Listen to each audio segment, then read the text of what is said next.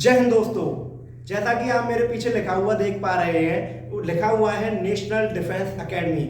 National defence academy जिसका मतलब होता है भारतीय रक्षा अकादमी।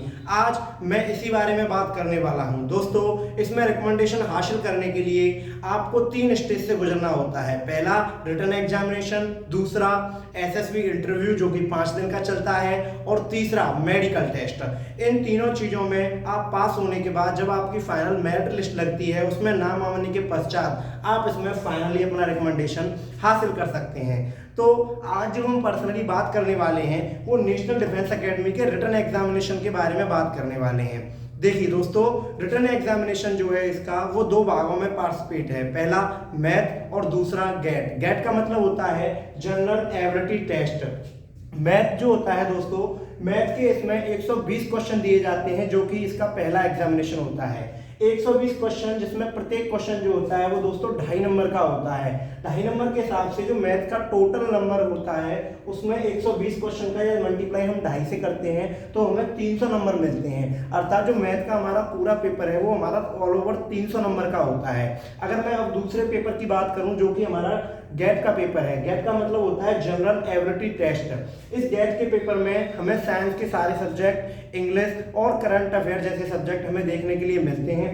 इंग्लिश जो है, इंग्लिश के इसमें 50 क्वेश्चन आते हैं दोस्तों। 50 क्वेश्चन, प्रत्येक क्वेश्चन इसमें 4 नंबर का होता है। गैट के जो टोटल क्वेश्चन होते हैं वो 150 क्वेश्चन होते हैं। प्रत्येक क्वेश्चन 4 नंबर के हिसाब से गैट का पूरा जो पेपर होता है वो 600 नंबर का होता है, जिसमें सब्जेक्ट वाइज से डिवाइड कर सकते हैं। इंग्लिश जो कि 50 क्वेश्चन आते हैं, 200 नंबर का होता है।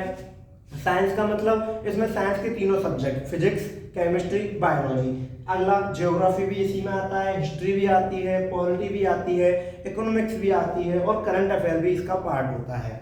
तो दोस्तों, जैसा कि मैंने आपको बताया, जनरल एबिलिटी टेस्ट में 150 क्वेश्चन टोटल होते हैं। प्रत्येक क्वेश्चन 4 नंबर का होता है। इस हिसाब से इसका जो टोटल मार्किंग है इसकी 600 नंबर की हो जाती है। तो आज अब जो रिटन एग्जामिनेशन है वो हमारा टोटल मैथ 300 और गेट वाला 600 मिलाकर टोटल जो मार्क्स होते हैं वो 900 होते हैं। 900 मार्क्स में अगर मैं आज तक की हाईएस्ट कट ऑफ की बात करूं तो वो 350-400 से ऊपर नहीं गई है। तो यदि आपको इसमें अपना रिकमेंडेशन हासिल करना है, अपना इसका रिटन एग्जामिनेशन को निकालना है, तो मैं आपको वो सलाह देना चाहूँगा कि कम से कम आप 500 का स्कोर लेकर चलें। क्योंकि जब मेरिट लिस्ट में बच्चा 1-2 नंबर से रह जाता है तो इससे बुरा कुछ और हो नहीं सकता। दैट इज वाई मैं आपसे कह रहा हूं कि 500 में आपका सेफ स्कोर हो जाता है, इसलिए आप 500 तक की स्कोर करने की प्रयास करें। आशा करता हूं ये वीडियो आपके लिए हेल्पफुल रहेगा। जय हिंद, जय भारत।